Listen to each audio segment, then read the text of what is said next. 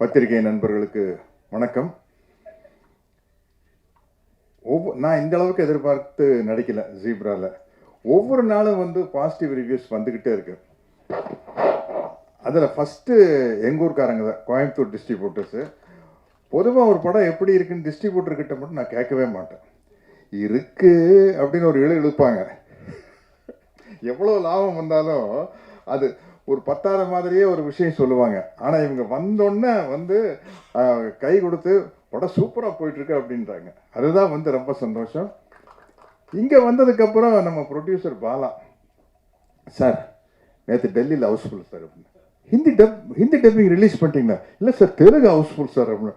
என்னடா அது நியூஸுக்கு இப்படி அள்ளிட்டு வந்துட்டுருக்கு அப்படின்னா, சரி சார் எவ்வளோ ஸ்க்ரீன்ஸ் போட்டிருக்கேன் அப்படின்னா 1000 ஸ்க்ரீன் போட்டிருக்காங்களாம்மா இந்த படம். பெரிய விஷயங்க. இங்கே என்னுடைய அன்பு தம்பி சத்யதேவை நான் வருக வருகன்னு வரவேற்கிறேன். ஏன்னா அப்படி ஒரு டெடிக்கேட்டடான ஆக்டர் இங்கே வந்து பேசினார். தமிழ் சரியாக தெரியாது, கொஞ்சம் அட்ஜஸ்ட் பண்ணிங்க அப்படின்னு. என்ன எவ்வளோ வருஷமாக தெலுங்கு அட்ஜஸ்ட் பண்ணிக்கிட்டு இருக்கு. 15 வருஷமாக 2008லேருந்து நடிச்சிட்டு இருக்கிற தெலுங்கில் போனோன்னே நீங்கள் பார்த்துருப்பீங்க அந்தரிக்கு நமஸ்காரம். அதோட கட் பண்ணால் அதுக்கப்புறம் வந்து இங்கிலீஷ் வேறு அறகுறை. இதை வச்சுட்டு எதையோ பேசி ஒவ்வொரு தடவையும் நெக்ஸ்ட்டு పిక్చర్లో యాక్ట్ చేసినప్పుడు నేను జరూరుగా కన్ఫర్మ్గా తెలుగులో మాట్లాడతాను. இப்படியே 15 வருஷமே சொல்லிட்டு பேசுறதில்ல. அதில் என்னென்னா, நான் கொஞ்சம் ஒரு மெத்தனமான நடிகர். அதில் இன்னொரு என்ன கம்ஃபர்ட்டும்னா, இந்த ப்ராம்ப்டிங்கில் நடித்து பழகிட்டோம்னு வச்சுங்களேன், ஒரு மொழி ஈஸியாக கற்றுக்க மாட்டோம். நம்மளுக்கு ஒரு கான்ஃபிடென்ட் வந்துடும். ப்ராம்ப்டிங்கில் அடிச்சு விட்டுலாம்யா, அப்புறம் பார்த்துக்கலாம் அப்படிங்கிறது. யாரோ ஒருத்தர் டப்பிங் பேச போகிறாங்கள, அவங்க படத்துக்காச்சு அப்படின்ட்டு. ஆனால் முதல் தடவையாக வந்து ஈஸ்வர் என்னை கம்பல் பண்ணி இந்த படத்துக்கு டப்பிங் பேச வச்சுட்டார். ஒரு படம் பேசியிருக்கிறேன், நானியோட சிஸ்டர் டைரக்ட் பண்ண ஆந்தாலஜி மீட் கியூட் அப்படின்னு ஒரு படம். அதில் மட்டும் பேசிக்கிறேன். அது எப்படி, அது வந்து ஒன்லி ஓடிடி பிளாட்ஃபார்முக்கு தான். இந்த படத்தில் ஈஸ்வர் கம்பல் பண்ணி பேச வச்சார். என்னென்னா, அங்கேயாவது நானியோட சிஸ்டருக்கு வந்து தெலுங்கு தெரியும், நமக்கு இவருக்கே தெலுங்கு தெரியாது. எப்படி இவரை நம்பி நம்ம களத்தில் இறங்குறது? அப்புறம் கரெக்டாக பேசி கீசி சமாளிச்சுட்டு ஒரு தடவை கரெக்டாக இருக்கான்னு பேசி இப்போ அந்த நம்பிக்கை வந்தோன்னா இப்போ லைனாக எல்லா தெலுங்கு படத்துக்கு வந்து நான் தான் டப்பிங் பேசுகிறேன். Thank you Eswar sir. எனக்கு ஒரு நம்பிக்கை வந்துருச்சு. அந்த படத்தில் ஆக்சுவலாக அந்த மீட் கியூட்டுங்கிற படத்தில் எப்படி டப்பிங் பேசுனா, ப்ராம்ப்டிங்கில் நடிக்கிறது வேறு, ப்ராம்ப்டிங்கில் டப்பிங் பேச முடியுமா? நான் ப்ராம்ப்டிங்கில் பேசினேன், ஹெட்ஃபோனை மாட்டிட்டு அவங்க சொல்ல கேட்டு பேசிட்டேன். அதனால் சத்யதேவ், நீங்கள் ஒன்றும் கவலையப்படாதீங்க. நீங்கள் அடுத்த படம் தமிழ் நீங்கள் தான் டப் பண்ணுறீங்க. நான் வந்து அந்த சவுண்ட் இன்ஜினியர்கிட்ட நான் உட்காந்துக்கிறேன். அது சும்மா ஈஸியான வேலை. அது நான் பாருங்கள், உங்களுக்கு வந்து கரெக்ட் பண்ணி விட்டுறேன், அவ்வளோதான். ஏன்னா நாங்கள் கரெக்டாக இப்போ முஞ்சியான ஒரு ஹிந்தி படம் நடித்தோம். இத்தனைக்கு ஃபுல் காமெடி கேரக்டர். அது நம்ம இங்கே வடிவேலு பண்ணுற மாதிரி ஒரு கேரக்டர். அது எப்படி என்ன அந்த கேரக்டரில் சூஸ் பண்ணான்னு தெரியல. அந்த படம் சூப்பர் டூப்பர் ஹிட் ஆங்க. அதுக்கு நான் தான் பேசியிருக்கிறேன் டப்பிங் ஹிந்தி. ஒன்றுமே தெரியாது ஹிந்தியில். என்கிட்ட கேட்பாங்க, ஹிந்தியில் ஏதாச்சும் தெரியுமா அப்படின்னா, இன்னும் நம்மளுக்கு ஒன்றுமே தெரியாது ஹிந்தியில். அந்த காலத்தில் யாதவ் கி பாரத்னு ஒரு படம் பார்த்தா அப்போ சூப்பர் ஹிட்டு. தர்மேந்திரா சார் வந்து அதில் சொல்லுவார், ட்ரெயின் மேலே ஜம்ப் பண்ணி வந்துட்டு பத்லாம் பாரு. அதுதாங்க எனக்கு தெரியும். பத்லானா பழி வாங்குறான்னு அர்த்தம். சிரின்னு சிரிப்பாங்க. ஷாருக் கான் வந்து, sir can you speak Hindi sir? I know Hindi sir. What அப்படின்னா பத்லானா பழி வாங்குறான்னு அர்த்தம். அது யாதவ் கி பாரத்னு ஒரு படம் இங்கே 1 வருஷம் ஓடிச்சு. அப்படி வந்த விஷயம். இந்த படத்தில் ஒர்க் பண்ண நாளை நமரே தமிழில் வாத்தியார் நடித்த படம். இந்த டீமே வந்து அப்படி ஒரு டீம். உண்மையிலேயே ஃபஸ்ட் டைம் ஒரு எடிட்டரை பற்றி ஒரு ரிவ்யூஸ்லாம் எடிட்டர் பேர் போட்டு எடிட்டிங் சூப்பர்னு சொல்கிறது இந்த படத்தில் தான் நான் பார்க்குறேங்க. இன்றைக்கி வந்து அதே மாதிரி தமிழ் இண்டஸ்ட்ரியில் இன்றைக்கி வந்து ரொம்ப பிஸியான ஆள் யாருன்னு சொல்லுங்கள்? இவர் தான். ஏன்னா பேன் இண்டியா படம் வர ஆரம்பித்ததுக்கப்புறம் நான் கேட்டவர்கிட்ட, சார் இப்போ அனைவரும் நீங்கள் தான் சூப்பர் பிஸியாக இருப்பீங்க சார், நீங்கள் தமிழ் மட்டும்தான் தெரியுமா, வேறு லாங்குவேஜ் தெரியுமா? தெரியாமையா பண்ணிருக்கு. அது போல ஏன்னா எல்லா லாங்குவேஜுக்கும் நம்ம பேசிடலாம். இந்த அளவுக்கு எனக்கு இங்கே எல்லோரும் வந்து நம்ம ஆளுங்க. அதனால் வந்து பாலா சார் வந்து இதுக்கு போட்ட எஃபர்ட்டு, அந்த பாலா சாருடைய தைரியம், இந்த ஸ்கிரிப்ட் மேலே வச்சு தைரியம், சத்தியமாக சொல்கிறேன். சத்தியத்தில் எனக்கு நம்பிக்கை இல்லை, சாரி, உண்மையாக சொல்கிறேன். ஏன்னா அது வேறு, ஆஹா நாத்திகன் சத்யராஜ் சத்தியமாக என்று சொல்லிவிட்டார் அப்படின்ட்டு, அது வேண்டாம். உண்மையிலேயே பாலா சார் வந்து நீங்கள் ஒரு பெரிய எக்ஸாம்பிளாக வச்சுக்கோங்க ப்ரொடியூசர்ஸ் எல்லாம். ஏன்னா வந்து தயவுசெய்து ஒரு படம் பண்ணையில் ஸ்கிரிப்டை படிங்க படிங்க படிங்க படித்து பார்த்து இது பெரிய அலசி ஆராய்ஞ்சு அப்புறம் இறங்குங்க. தயவுசெய்து அறகுறையாக வந்து படம் எடுக்கிறேன்னு வந்துடாதீங்க, ஏதோ ஒரு படம் எடுக்கணுமேனு வந்துடாதீங்க. கொஞ்சம் அதில் ஏன்னா மற்றவங்க எல்லாம் காசை வாங்குறவங்க, நீங்கள் ஒரு ஆள் தான் காசை போடுறவங்க. அது என்ன மாதிரி கேரக்டர் ஆர்டிஸ்ட்டுக்கு இன்னும் ஜாலி. நம்ம ஒரு 10 படம் நடிக்கிறோம், அட போகிட்டே 2 படம் போனாலும் ஓகே வந்தாலும் ஓகே அப்படி இருப்போம். ஆனால் ப்ரொடியூசர் வந்து இந்த அளவுக்கு டெடிக்கேட்டடாக இருந்தால் தான் ஜெயிக்க முடியும். அந்த அளவுக்கு எஃபர்ட் போட்டு பண்ணியிருக்காரு பாருங்க. அப்புறம் நம்ம மறுபடியும் சொல்லணும், சத்யதேவ் பற்றி தான் சொல்கிறேன். அவர் சொல்கிறாங்க பாருங்க, இந்த படத்துக்கு எந்த அளவுக்கு ப்ரமோட் பண்ணாருன்னு பாலா சார் தான் சொல்லியிருக்காரு. நான் உண்மையிலேயே சொல்கிறேன், நீங்கள் நம்ப மாட்டீங்க. நான் தியேட்டரில் போய் படமே அமைதிப்படை படத்தை நான் இது வரைக்கும் தியேட்டரில் பார்த்தது இல்லைங்க. உண்மையிலே பார்த்ததில்லை. பார்த்துட்டு வந்து படம் சூப்பராக இருக்குன்னு சொல்லுவாங்க, அதை அவ்வளோதான். வால்டர் வெற்றி வேலை பார்த்ததில்லை. நான் நடித்த பெரிய பெரிய படம் நான் தியேட்டருக்கே போய் பார்க்குறதில்ல. ஏன்னா எனக்கு என்னமோ அதில் டென்ஷனே இருக்கிறது இல்லை. நல்லா இருந்தால் ஓட போகுதுப்பா அப்படின்ட்டு. ஒரு தடவை மிஸ்டர் பாரத் ரெடி ஆகிட்டு துளசி அண்ணன் தானே அதுக்கு PR. Mister Bharat mister Bharat படம் ரிலீஸ் ஆயிடுச்சு. நான் ஏவிஎம் கார்டன் தியேட்டரில் விடிஞ்சா கல்யாண படம் டப்பிங் தியேட்டர் பேசிகிட்டு இருக்கிறேன். திடீர்னு ரஜினி சார் வந்துட்டார். சார் சார் சார் வாங்க சார் அப்படின்னு. சத்யராஜ் எப்படி படம் நீங்கள் தேட்டரில் பார்த்தீங்களா மிஸ்டர் பாரத், இப்படியா அப்படியா எப்படி எப்படி எப்படி எப்படி சார்? நான் ஒன்றும் விசாரிக்கல சார். ஏன்னா உங்களுக்கு டென்ஷனாக இருக்காத ஒரு படம் ரிலீஸ் ஆகலை? இல்லை சார், நடிச்சிட்டோம், நல்லா ஓடிச்சுன்னா 10 ப்ரொடியூசர் வரப்போகிறாங்க, நல்லா ஓடலன்னா ஒரு மாதத்துக்கு நம்ம வீட்டு பக்கம் ஆள் இருக்காது, அவ்வளோதானே சார் அப்படின்னு. எப்படி இவ்வளோ கூலாக இருக்கீங்க அப்படின்னாங்க அப்படின்னு கேட்டார். அது மாதிரி பெரிய ஒரு டென்ஷன் ஆகிக்கிற பார்ட்டி இல்லை. பட் ஆக்சுவலாக ஒரு ஹீரோன்னு உங்களை மாதிரி தான் இருக்கணும். இந்த மாதிரி டாலி தனஞ்சயன் அவர் வரல. அவங்க எல்லாருக்கும் பாராட்டுகள். சத்யா, இன்னொரு ஆக்டர் சத்யா நம்ம பேரில் அவர் இருக்கார், காமெடி ஆக்டர். அவர் சீனெல்லாம் வந்து தியேட்டரில் தெரிக்குதுன்னு சொல்லிட்டாங்க.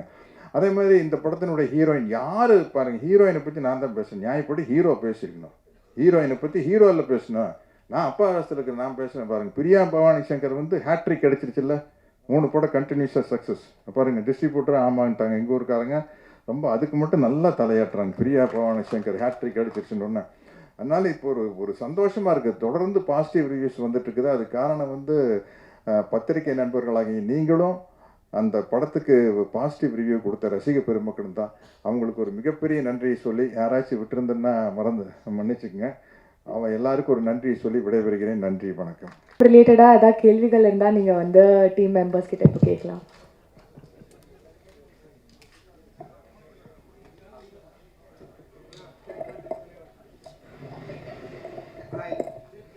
டேரக்டர் சார், ப்ரொடியூசர் சார் வந்து சொன்னாங்க, யாரும் அக்ரிமெண்ட் போடாமல் யாரையும் வந்து செலக்ட் பண்ணாதீங்க அப்படின்னு சொன்னாங்க. ஆனால் நீங்கள் வந்து பிரியா பவானி சங்கரை வந்து போட்டுருக்கீங்க படத்தில். நல்லீங்களா? நீங்கள் வந்து பிரியா பவானி சங்கரை வந்து கமிட் பண்ணதை வந்து அக்ரிமெண்ட் போட்டு தான் பண்ணியிருப்பீங்க. கண்டிப்பாக. ஆனால் எந்த வித ப்ரொமோஷனும் அவங்க வரல. எந்த வித ப்ரொமோஷன்னா இப்போ பெரிய படம் ஹிட் ஆனால் கூட வரமாட்டாங்க சில பேர். கண்டிப்பாக. இப்போ வந்து அவங்க தமிழ் இண்டஸ்ட்ரியில் நல்ல பேர் வாங்கி வர ஒரு ஹீரோயின், அவங்க ஏன் வரல? அவங்களை கூப்பிடலையா? ஒரு ப்ரொடியூசர் கன்ஃபார்ம் பண்ணுறாங்க, டிஸ்ட்ரிபியூட்டர் சைடில் கன்ஃபார்ம் பண்ணுறாங்க அப்படின்னா அந்த டைமை வந்து வேல்யூ பண்ணி ஆக்டர்ஸ் வந்து சப்போர்ட் பண்ணணும். இப்போது ஃபார் எக்ஸாம்பிள் சொல்கிறேன், ஒரு லாஜிஸ்டிக்கல் எக்ஸ்பென்சஸ்னு ஒன்று வருங்க. நீங்கள் வந்து ஒரு ஆர்டிஸ்ட்டை வந்து அங்கேருந்து நீங்கள் கூப்பிட்டு வந்து ஒன்று பண்ணும்போது அந்த ப்ரொமோஷனுக்கான வெயிட்டேஜ் எவ்வளோ இருக்குது, அதோட ரியாக்ஷன்ஸ் எப்படி இருக்குன்றதெல்லாம் செக் பண்ணி பார்க்குறதுக்கு ஒரு அமௌண்ட்டு செலவாகும். அது கால்குலேட் பண்ணி பார்த்தா அந்த காசை வந்து நீங்கள் வந்து ப்ரொமோஷனுக்கே போட்டுடலாம் அப்படின்னு தோணும். அதுதான், வேறு எதுவும் கிடையாது. நம்ம திரும்ப சொல்கிற பாயிண்ட் என்னென்னா வந்து அக்ரிமெண்ட்டில் நாங்கள் அதெல்லாம் மென்ஷன் பண்ணுறோம், அது யாரும் ஹானர் பண்ண மாட்டாங்கன்றதான் பிரச்சனை. இப்போ பர்டிகுலராக எனக்கு இந்த ஆங்கர் தான் வந்து என்னை வந்து இன்டர்வியூ எடுக்கணும்னு சொல்லக்கூடாது. அது வந்து அப்போ யாருக்கு இது மாதிரி பர்டிகுலராக வந்து இதுமாதிரி ஆங்கர் தான் வேணும்னு சொல்லிட்டு அவங்க சொன்னாங்களா? எங்கிட்ட சொன்னாங்களான்னு தெரில, எனக்கு தெரில. ஆனால் எனக்கு அப்படி தான் நியூஸ் வந்தது, சொன்னாங்கன்னு தான் நினைக்கிறேன். ஆனால் எனக்கு எங்கிட்ட டேரக்டாக சொல்ல. எனக்கு இவங்க பண்ணணும் அவங்க பண்ணணும்னு சொல்லும் போதெல்லாம் வந்துட்டு அது வந்து அன்வான்ட். அது ஒரு படம் ப்ரொடியூஸ் பண்ணுறதுக்கு நாங்கள் எவ்வளோ எஃபோர்ட் போடுறோம், பணத்தை தாண்டி இருக்கிற உழைப்பு ஒன்று இருக்குது. அதே மாதிரி டைரக்டர்ஸோட விஷன் ஒன்று இருக்குது. சத்யதேவோடைய ப்ரொமோஷனில் போய் நீங்கள் தயவுசெய்து ஒரு ஹீரோவோ ஒரு ஹீரோயினோ போய் பாருங்கள், என்ன மாதிரி ப்ரொமோட் பண்ணியிருக்காங்க. தனஞ்சியோட ப்ரொமோஷன் போய் பாருங்கள்.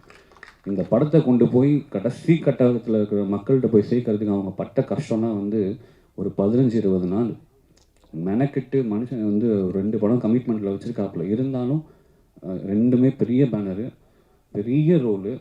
அதெல்லாம் ஒதுக்கி வச்சுட்டு நம்ம ஒரு படம் பண்ணியிருக்கோம், அதுக்கான டெடிகேஷன் கொடுக்குறோம், சம்பளம் கொடுத்தோம் வாங்கணும் அதெல்லாம் கிடையாது. அதை தாண்டி ஒரு டெடிகேஷன் இருக்குல்ல, அதை தான் நாங்கள் கேட்குறோம்.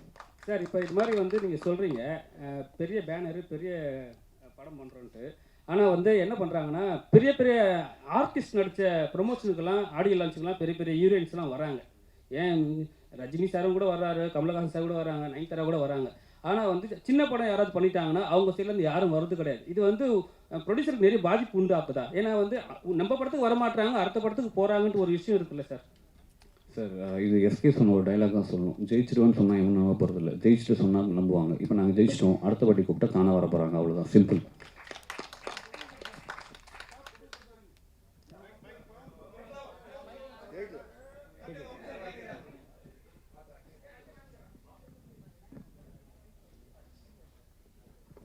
உங்களுக்கு வந்து கோயம்புத்தூர்காரங்க சத்யராஜ் சார், தெலுங்குக்காரங்க கன்னடத்துக்காரங்கெல்லாம் இவ்வளோ ஹெல்ப் பண்ணியிருக்கிறாங்க. நீங்கள் ஒரு கடலூர்காரரு, அந்த அம்மா ஒரு மாயவரத்துக்காரம்மா, எதனால் வந்து ப்ரொமோஷனுக்கு வரல, நாங்கள் நம்ம ஊருக்காரங்க அப்படின்னு சொல்லி சத்யராஜ் தெலுங்குல உங்களுக்கு இவ்வளோ சப்போர்ட் பண்ணிருக்காங்க. அந்த ஒரு ரீசன் மட்டும்தான் காரணமா, இல்லை ஒரு ப்ரொடியூசராக நீங்கள் ஏதாவது ஆதிக்கம் பண்ண நினச்சி அதனால் ஏதாவது வருத்தமா? ஏன்னா பிரியா பவானி சங்கர் சில அவங்க மேலே அந்த குற்றச்சாட்டு நீங்கள் தான் முதல்ல வைக்கிறீங்க. முன்னாடி நயன்தாரா இவங்க மேலாம் இருக்கும் அந்த மாதிரி குற்றச்சாட்டு. இல்லைங்க, இதுக்கு முன்னாடி எத்தனை படத்தோட ப்ரொமோஷன் நான் திரும்ப சொல்கிறேன், அவங்க வந்து வரலன்னு நான் சொல்லலை, நல்லா புரிஞ்சுக்கணும். லாஜிஸ்டிக்கல் எக்ஸ்பென்சஸை கால்குலேட் பண்ணி பார்த்தா அது வந்து எங்களுக்கு மேட்ச் ஆகலன்னு சொல்கிறேன். ரெண்டுத்துக்கும் வித்தியாசம் இருக்குது. இப்போது ஷூட்டிங் வந்து நம்ம வந்து எதுவும் இப்போ ரிலீஸ் டேட் வந்து நாளைக்கு ரிலீஸ்னு யாராவது சொல்லுவாங்களா? நீங்கள் சொல்லுங்க பார்ப்போம். யாருமே சொல்ல போகிறது இல்லை. அட்லீஸ்ட் ஒரு 1 மந்த், ஒரு 45 days பிஃபோர் நமக்கு தெரிஞ்சிடும். ஏன்னா 1 month பிஃபோர் நீங்கள் தியேட்டர் கன்ஃபர்மேஷன் கொடுத்தே ஆகணும். அப்படி இருக்கிற சுச்சுவேஷனில் நீங்கள் வந்து இந்த 1 month ஒரு 45 days டைம் இருக்குது அப்படின்னா அந்த கம்பெனியில் நீங்கள் பேசணும். ஃபார் எக்ஸாம்பிள் நான் சொல்கிறேன், இப்போ வெளியூரில் இருந்து அவங்கள கூப்பிட்டு வரும்போது அவங்க மட்டும் வர மாட்டாங்க, அவங்க டீம் ஃபுல்லாக வரும். அவங்களுக்கான ஒரு எக்ஸ்பென்சஸ் ஒன்று இருக்குது. அது எப்படி வந்து ஒரு ப்ரொடியூசர் ஹேண்டில் பண்ண முடியும்? அதுதான் நான் கேட்குறேன். அது வந்து அன்மேட்ச்டு. அதுவும் ஃபாரின்லேருந்து கூப்பிட்டு வரதுலாம் வந்து இப்போ நீங்கள் வந்து பிஸ்னஸ் கிளாஸ் கேட்பீங்க. நான் ஜென்ரலாக கேட்குறேன், பொதுவாக ஒரு ஆர்டிஸ்ட்னா அவங்களுக்கான செக்யூரிட்டி வேணும்னு சொல்லிட்டு அதெல்லாம் கேட்பாங்க. அதெல்லாம் நீங்கள் கால்குலேட் பண்ணி பார்த்தீங்கன்னா ஒரு 15-20 லட்ச ரூபா கிட்ட வந்துடும். அந்த 15 லட்ச ரூபா ப்ரொமோஷனில் போட்டால் என்னென்னா ஆப்வியஸ்லி இப்போ நான் யோசித்தேன், சிம்பிள் அவ்வளோ. இது வந்து அவங்க வரமாட்டேன்னு தான் சொல்ல. அது இல்லை, எனக்கு இன்னைக்கு கொஞ்சம் ஏமாத்தம் தான். படம் எனக்கு ரொம்ப பிடிச்சிருந்தது, ரிவ்யூலாம் பேசியிருக்கேன். ஆனால் என்ன ஏமாத்தனா, நானும் மாயவரத்துக்காரன் தான், அவங்கள அடிக்கடி பார்க்குறோம் நம்ம. எனக்கு இதில் அவங்களோட சூப்பராக அந்த வில்லி கேரக்டர் பேங்கில் அந்த மாதிரி இன்னும் 2-3 பேர் இருந்தாங்க. அவங்களெல்லாம் கூப்பிட்டுருக்கலாமே நீங்கள், நாங்கள் ஏமாறாமல் இருந்திருப்போமே வெற்றி விழாவில் அப்படின்ட்டு. சக்ஸஸ் பார்ட்டியில் கண்டிப்பாக கூப்பிட்டுருலாண்ணா. சரி, அவர் ஹீரோட்ட கொடுங்க. சார், நீங்கள் வடபழனியில் நேவிலேயே இதுலேயே ஃபெயில் ஆகிட்டு தான் ஃபீல் பண்ணீங்க. ஆனால் இன்றைக்கி ஃபஸ்ட் கிளாஸில், அதுவும் டிஸ்டிங்ஷனில் இந்தியா முழுக்க பாஸ் ஆகிருக்கீங்க. வாழ்த்துக்கள். நாங்கள் படம் பார்த்த அன்றைக்கே முடிவு பண்ணோம். இதுக்கு வந்து உங்களுடைய உழைப்பு, அதே மாதிரி உங்களோட இன்னொருத்தர் இந்த நடிச்சிருந்தார்ல, அவர் மட்டும் இல்லை, சத்யராஜ் சார்ட்டையும் ஒரு கேள்வி இருக்குது, நான் வரேன். நான் அதுக்கு முன்னாடி நீங்கள் 2 பேருமே போட்டு நடித்த மாதிரி தெரிந்தது. 2 பேருமே ஏதோ ஒரு, அதாவது நீங்கள் உங்களுக்கு வந்து அவர் ஹீரோவா நீங்கள் ஹீரோவான்னு எங்களுக்கு அடிக்கடி கன்ஃபியூஷன் ஆச்சு படத்தில்.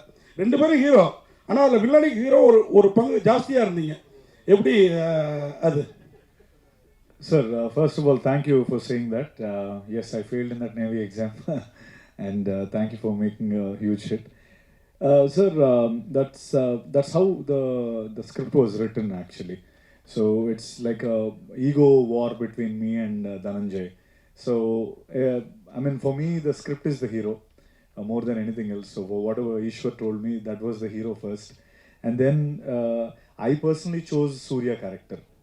When he gave me the option, I took Surya because I wanted to be that Surya, and I know from the big, that's how it has to be. Now everyone is saying, you know, both the characters have elevated so nicely. I'm very, very happy because this is exactly what we thought. This is how it's going to be, because it is like a ball. I have to be, you know, like when the ball is pressed more, it will rise up. So Andamari, that is what the story is about. So he's been, someone has to get on top of him. Adio character like gets on top of him and puts him under severe stress. And now he has to come out and win. So Adi, that's how the script has been made, sir. And I'm happy that my brother and me, Dana is like my brother, and both of us are being celebrated here. That's an amazing feeling. Yes, sir. Thank you. Sir, Sathiraj sir, இந்த ரேஸில் வந்து ஜெயிக்கிறதுங்கிறது சாதாரண காரியம் கிடையாது. எனக்கு தெரிஞ்சு நிறைய பேர் இருக்காங்க, நான் உட்பட, ஜெயிக்க முடியாமல். ஆனால் இப்போ உங்கள்கிட்ட கொடுத்தது ஏதாவது கொஞ்சம் ஜெயிச்சு கொடுங்க சார் அப்படின்ற லெவலுக்கு அந்த கேரக்டர் எங்கள் கூட ஒன்றி போச்சு சார். அது ஒரு பாயிண்ட்டு. இன்னொன்று, நீங்கள் வந்து இந்த லோலா எல்லாம் பயங்கரமாக பண்ணுவீங்க. இந்த மாதிரி படத்தில் ஒரு டான், நீங்கள் பாபான்ற பேரில் ஒரு டானாக இருக்கீங்க.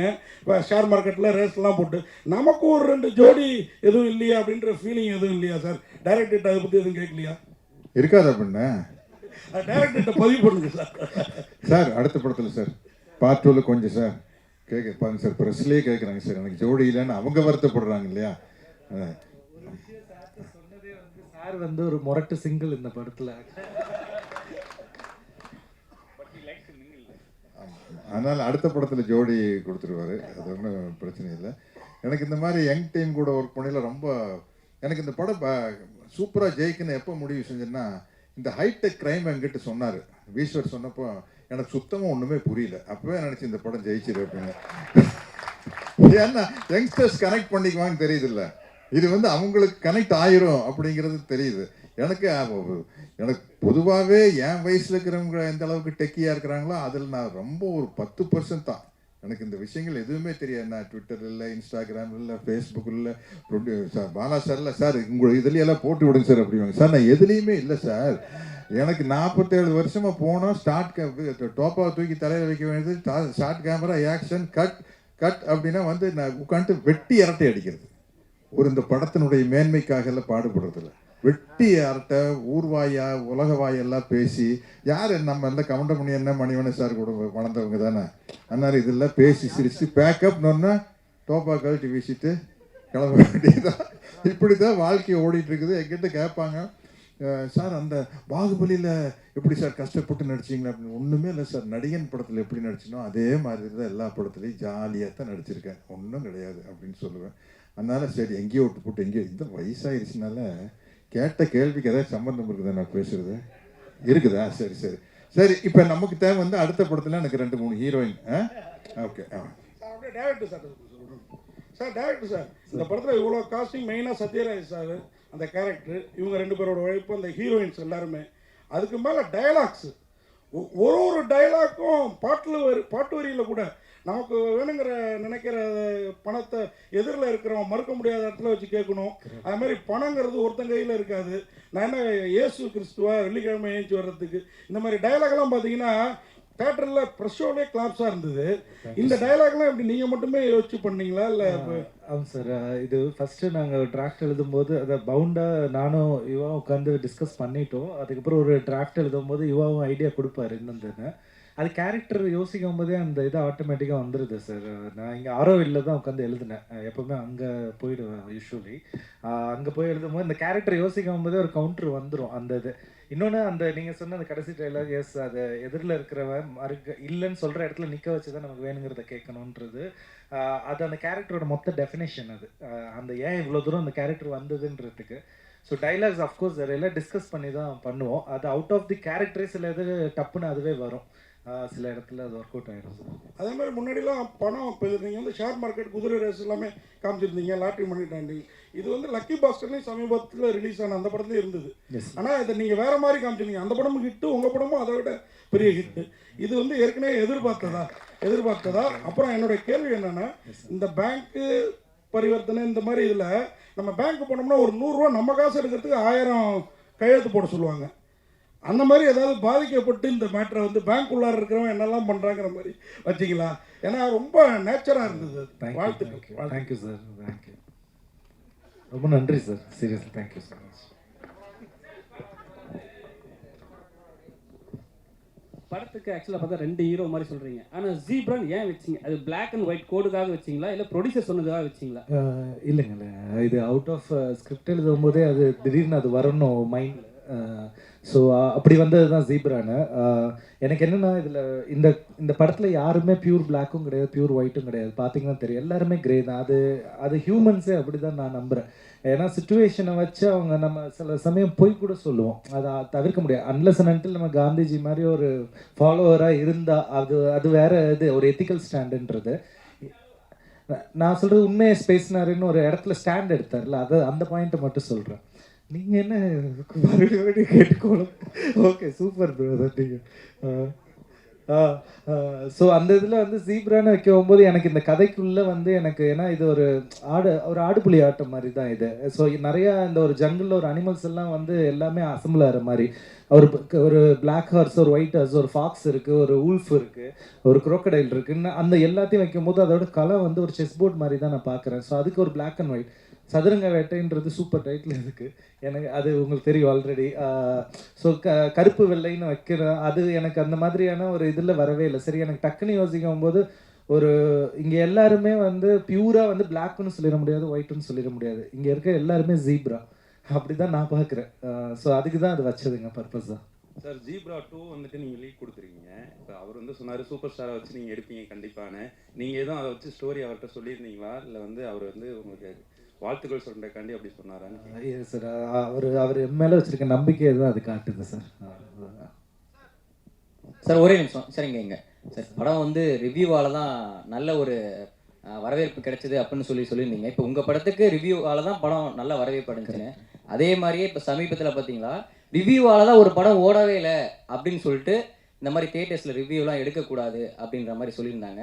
ஸோ அந்த மாதிரி இப்போ இந்த ரிவ்யூ வந்து பாசிட்டிவ் நெகட்டிவ் அப்படின்ற தாண்டி இப்போ உங்களுக்கு வந்திருக்கு. ஸோ பொதுவான உங்களுடைய பாயிண்ட் ஆஃப் வியூ உங்களுக்கும் அப்படி, சத்யராஜ் சார் நீங்களும் அப்படி அதை பற்றி இதை பற்றி எப்படி இதை ஓப்பனாக எப்படி நான் என்ன சொல்கிறேன்னு, ஏன்னா இந்த it's the right stage to talk about இட்னா தெரில. Can I pass this sir? இது sir Sathyaraj sir Sathyaraj sir நீங்களே சொல்லியிருந்தீங்க இந்த படத்துக்கு நல்ல ரிவ்யூஸ்லாம் வருது, ஹவுஸ்ஃபுல் அப்படி இப்படின்ற மாதிரி. ரிவ்யூஸ் பார்த்து தான் நீங்களே ஒரு ஐடென்டிஃபை பண்ண முடியுது படம் நல்லா ரீச் ஆகுது அப்படின்றது. ஸோ இப்போ ரீசெண்டாக நீங்கள் எந்த படத்தை பற்றி சொல்கிறேன்னு உங்களுக்கும் தெரியும், எதில் இருந்து அறிவிப்பு வந்தது. இப்போ படமே ரிவ்யூவால் தான் ஓடலை அப்படின்றது சொல்கிறாங்க. படம் நல்லா இருந்தால் நல்லா இருந்துச்சுன்னு சொல்ல போகிறாங்க, இல்லைன்னா இல்லைன்னு சொல்ல போகிறாங்க, எல்லாருக்கும் தெரிஞ்ச விஷயம். பட் ரிவ்யூவால் தான் படம் ஓடலை, ஸோ யார் ரிவ்யூ எடுக்கக்கூடாது அப்படின்ற மாதிரி சொல்லியிருக்காங்க. ஸோ நீங்கள் சொல்லுங்கள், நீங்கள் பல படங்களை பார்த்துருப்பீங்க, பல ரிவ்யூவில் பார்த்துருப்பீங்க, இப்போ சமீபத்தில் இந்த பிரச்சனை போயிட்டு இருக்கு. இல்லை, ஒரு படத்துக்கு ரிவ்யூ பண்ணுறது வந்து பத்திரிகையாளர்களுடைய உரிமை, அதை நான் இல்லைன்னு சொல்ல. ஆனால் வேணும்னே கொஞ்சம் அதிகமாக ஃபோக்கஸ் பண்ணி அடிக்கிறதுன்னு ஒன்று இருக்கு இல்லையா, அது வந்து நீங்கள் சொல்கிற படத்துக்கு தெளிவாக தெரிஞ்சுது. ஒரு படம் பிடிச்சது பிடிக்கலைங்கிறது வேற, பட் கரங்கட்டி அடிக்கிறது அப்படிங்கிற ஒரு ஃபீல் வந்து அந்த நீங்கள் சொல்கிற குறிப்பிட்ட படத்தினுடைய ரிவ்யூக்கு வந்தது. அது தவறான விஷயம் அப்படின்னு நான் நினைக்கிறேன். ஏன்னா ஒரு படம் பிடிக்காத ஒருவருடைய தனி மனிதனுடைய விருப்பம், அதில் வந்து எந்த விதமான அப்ஜெக்ஷன் கிடையாது. இருந்தாலும் அந்த ஒரு ஆஸ்பெக்ட் வந்து தப்புன்னு நான் நினைக்கிறேன். அது கொஞ்சம் இருந்ததாக நானும் உணர்றேன். ஏன்னா நான் நல்லா இருக்குது நல்லா இல்லைங்கிறத தாண்டி பர்சனலாக அட்டாக் பண்ணி பர்சனல் லைஃப் எல்லாம் அவங்களுடைய தனிப்பட்ட வாழ்க்கையெல்லாம் அட்டாக் பண்ணிங்கிறது வந்து அதை எப்படி ரிவ்யூக்குள்ளே வரும்? அதுக்கு ரிவ்யூக்கு என்ன சம்மந்தம் இல்லையா? இல்லை சார், இப்போ நீங்கள் சொன்ன மாதிரி ரிவ்யூஸ் எல்லாமே ரிவ்யூவர்ஸ் பண்ணுறது இல்லை. இப்போ தியேட்டர்ஸ்லேருந்து படம் பார்த்துட்டு வர பப்ளிக்கு கொடுக்குற ரிவ்யூ தான் பண்ணக்கூடாதுன்னு சொல்லியிருக்காங்க. ஸோ பப்ளிக்கோட பாயிண்ட் ஆஃப் வியூவில் இந்த படம் நல்லா இருக்குது, இது நல்லா இல்லை, இந்த படம் மாதிரி இருக்குது அப்படின்ற அந்த கம்பேரிசேஷன் இது எல்லாமே இருக்கும். ஸோ அதை வந்து அக்செப்ட் பண்ணிட்டு தானே சார் ஆகணும். படம் ரிலீஸ் பண்ணுறன்றது பப்ளிக் தான், அவங்க சொல்கிற பாயிண்ட்டையும் நம்ம ஏற்றுட்டு தானே சார் ஆகணும். நல்லா இல்லைன்னா நல்லா இல்லைன்னு ஏற்றுட்டு தானே ஆகணும். இல்லை, அது ஏற்றுக்கிறது தப்பு இல்லை. ஆனால் என்னென்னா ஒரு கல்ட்டு டெவலப் ஆயிடுச்சுன்னு வச்சுக்கங்களேன். எப்படி பார்த்தியா, அவங்க யாருன்னே தெரியாது, எப்படி வச்சு அடித்தம் பார்த்தியா, வச்சு செஞ்சம் பார்த்தியா, அப்படிங்கிற மாதிரி ஒரு ரசிகனுக்கு ஒரு மனப்பான்மை வந்துருச்சுன்னு வச்சுக்கங்களேன். நாளைக்கு அடுத்த படத்தில் அவங்களுடைய ஃப்ரெண்டு வந்து நான் உன்னை மீறி அடிக்கிறேன் பாடுற அப்படின்னு அடிப்பாங்க. அந்த ஒரு விஷயம் வந்து தவறான விஷயம். நிச்சயமாக வந்து ஒரு படத்தில் இருக்கிற நிறை குறைகளை சொல்லலாம். அதை தாண்டி அவங்களுடைய பர்சனல் விஷயத்தை படத்தினுடைய ரிவ்யூக்குள்ளே அட்டாக் பண்ணக்கூடாது. ஏன்னா நான் சொன்ன மாதிரி எல்லாருமே பணம் வாங்குறவங்க, இவர் ஒருத்தர் தான் பணம் போடுறவர் இல்லையா? அதனால் வந்து எங்களுடைய பர்சனல் லைஃப்பை வச்சு ஒரு படத்தை எப்படி அட்டாக் பண்ணலாம், அது வந்து கண்டிப்பாக கண்டிக்கத்தக்க ஒரு விஷயம். அதில் எந்த விதமான சந்தேகம் சொல்கிறீங்களா சார்? படம் பார்த்துட்டு வரவங்களுக்கும் சொல்கிறீங்களா சார்? பொதுமக்களுக்கு நான் என்ன சொல்கிறேன்னா, நீங்கள் வந்து படத்தை மட்டும் ரிவ்யூ பண்ணுங்கள், அதை தாண்டி பர்சனலாக ரிவ்யூ பண்ணாதீங்க அப்படிங்கிறது பொதுமக்களுக்கு நான் வைக்கிற ஒரு தாழ்மையான வேண்டுகோள். அவ்வளோதான். ஹீரோ சார், உங்களுக்கு ஹீரோ சார் சொல்லுங்கள் சார். சார் வாழ்த்துக்கள் ஃபஸ்ட்டு. உங்களுக்கு படத்தில் வந்து ரொம்ப நீட்டாக ரொம்ப அழகாக பெண்களுக்கு பிடித்த மாதிரி இருந்தீங்க. I am semma mass actually sir. I'm actually that character he made me shave and all, but this is how I usually look. And I'm actually doing another film. For that, I've grown the beard and all. But yeah, I'm glad that you like me in this look. So I'll try to do more films in this look here.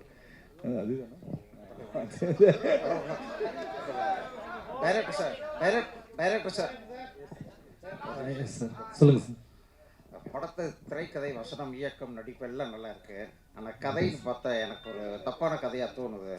Okay sir. ஒரு வங்கியை கொள்ளையடிப்பது அப்படிங்கிறதும் ஒரு வங்கியிலேருந்து பணத்தை எடுத்துகிட்டு போய் திருப்பி வைக்கிறது அப்படிங்கிறதும் ஒரு சட்டவிரோதம் வேறு. ஆனால் ஒரு கமர்ஷியல் படத்தில் இப்படி ஒரு ஹீரோ செஞ்சுட்டு தப்பிச்சிட்டான் அப்படின்னு காட்டுறது வந்து ஒரு தவறான வழியே காட்டுது அப்படின்னு நான் நினைக்கிறேன். இல்லை ஓகே, கண்டிப்பாக அதை ஏற்றுக்கிறேன் சார். ஏன்னா இந்த கதையை இப்போது ஸோ ஒரு சினிமாட்டிக்காக ஒரு விஷயத்தை நான் சொல்ல வேண்டியது இருக்குது இந்த இதில். ஸோ ஆன்டி இப்போ அதுதான் இப்போ நான் ஆன்டி ஹீரோ மாதிரி ஒருத்தவங்களை வச்சு இப்போது ஒரு விஷயத்தை நான் சொல்லும்போது இன்னும் ஆணித்தரமாக ஒரு விஷயம் இறங்குது. இப்போ நான் வந்து சாப்பிடாத ஒரு குழந்தைகிட்ட சொல்கிற மாதிரி தான் அது அதட்டுனா அது வேறு மாதிரி இதாக இருக்குது. ஒரு மாதிரி இது பண்ணாத நான் வேறு தான் வாங்கி தரேன், இதை கொடுன்னு சொல்லி பொய் சொல்லி தான் வாங்க வேண்டியதாக இருக்குது ஒரு பொருள் அந்த குழந்தைகிட்ட இருந்தால். அந்த மாதிரி தான் இது பார்க்குறேன் sir. But I'm taking your point வேலிடாக. இந்த கதைக்கு அது தேவைப்பட்டது சார். ஏன்னா இப்போ நான் இந்த படத்தை நான் எழுதிட்டு ஒரு ஸ்கிரிப்ட் எங்கள் அப்பாட்ட கொடுக்கும்போது எங்கள் அப்பாவோட ஃபஸ்ட்டு பாயிண்ட்டு போய் பேங்க்கில் போய் நாமினி நேம் ஃபில் பண்ணிட்டு வந்தார். அது நடந்தது. அது ஏன்னா அந்த இதில் வந்து நான் அந்த இதில் அந்த மாதிரி பயமுறுத்தினதுனால தான் இப்படி நடக்குமோ அப்படின்ற மாதிரி இருக்குது. அது ஏன்னா பேங்க்கில் நடக்கிற தப்பு நிறைய வெளியே தெரியறதே இல்லை. ஏன்னா உள்ளே இன்வெஸ்டிகேஷன் டீம் போட்டு எல்லாத்தையும் மூடிடுறாங்க, அது ரெப்புடேஷன் கெட்டு போயிடும்ன்றதுனால.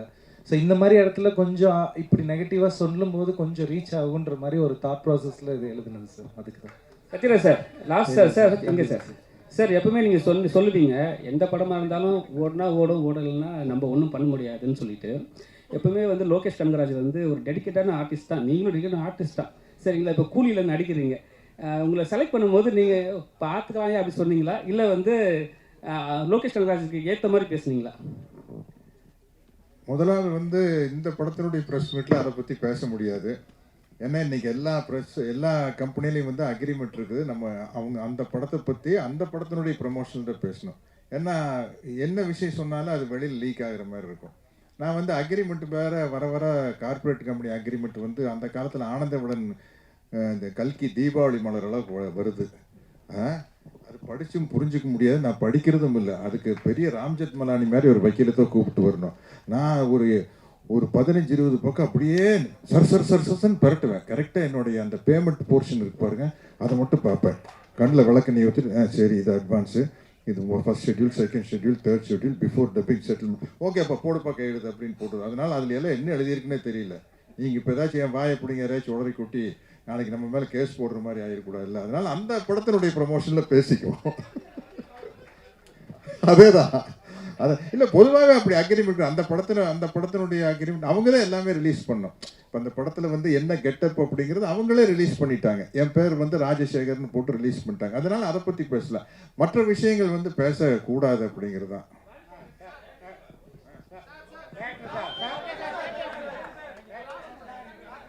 கேளுங்க இருங்க, ஏதோ கேட்குறாங்க.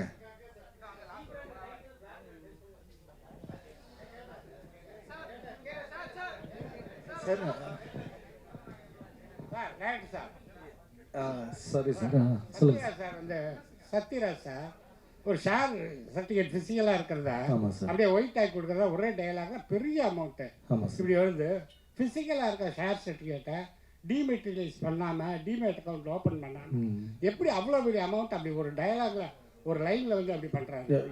எந்த சார் அந்த மார்க்கெட் கிரைம் சொல்கிறீங்களா? ஷேர் மார்க்கெட் சார் அது இப்போ வளர்க்குறது இல்லை சார். அதான் சார் நான் சில இது வந்து நம்ம டிமேட் அக்கௌண்ட்லாம் இருக்குது. இல்லை சார், நான் கரெக்டு சார். இப்போ நான் சொல்கிறது வந்து நான் 2012 அந்த ரேஞ்சில் எப்போ வாங்கியிருந்தாலும் அந்த ஷேரு ஃபிசிக்கல் ஃபார்மில் இருந்ததுன்னா அதை இப்போ வந்து டிமேட்டுக்கு மாற்றுறீங்க, டிமேட் பண்ணுறீங்கன்னா அதை கம்பெனிக்கு போயிட்டு வரணும். அதை சார் கல்ல நோட்டை கூட அடித்து புழக்கத்தில் விடலாம் சார். ஆனால் இது அந்த மாதிரி விஷயத்த பண்ணவே முடியாது. ஆமாம் சார். இது இப்போ சார் நான் வந்து ரிட்டர்ன் அமௌண்ட்டை தான் டிமேட்டுக்கு கொண்டு வர மாதிரி இருக்கு சார். கம்பெனிக்கு போகாமல் அவங்க அப்ரூவ் பண்ணாங்க சார். இப்போ ஷெல் கம்பெனிஸ்னு சிலது இருக்குல்ல சார். இப்போ ஜஸ்ட் ஃபார் எக்ஸாம்பிள் இப்போ அதுக்கு தான் இப்போ நான் கொல்கத்தாவில் ஜமாகர்ச்சி அப்படின்னு ஒரு கேரக்டர் சொல்கிறேன். ஜமாகர்ச்சி is meant for shell companies அங்கே கொல்கத்தாவில்.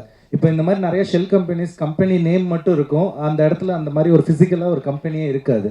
அதில் தான் இன்வெஸ்ட்மெண்ட்லாம் போட்டு அது ஒரு சும்மா ஏறுற மாதிரி அவங்க மேனிப்புலேட் பண்ணுறாங்க. இப்போ இது நிறைய இடத்துல நடந்துக்கிட்டே இருக்குது. இது வந்து நான் இப்போ சொல்ல ஹர்ஷத் மேத்தா அங்கேருந்து அந்த சைட்லேருந்தே வருது. இப்போ ஷெல் கம்பெனிஸ் மாதிரி பாபா கேரக்டர் நிறைய ஷெல் கம்பெனிஸ், நான் ரொம்ப டெப்த்தாக அதுக்கு தான் நான் அதுக்குள்ளே போகல. பாபா கேரக்டர் வந்து ஷெல் கம்பெனிஸ் மேலே இந்த மாதிரி நிறைய வச்சுருக்காங்க. இப்போ அவங்களுக்குள்ள ஒரு 1000 பேர் செல் கம்பெனிஸ் மாதிரி வச்சுருப்பாங்க. நீங்கள் போய் அந்த இடத்துல பார்த்தீங்கன்னா அந்த கடை பூட்டி இருக்கும், ஒரு சாதாரண டீ கடையை கூட இருக்கும், ஆனால் அது ஒரு பெரிய கார்பரேட் மாதிரி காட்டியிருப்பாங்க.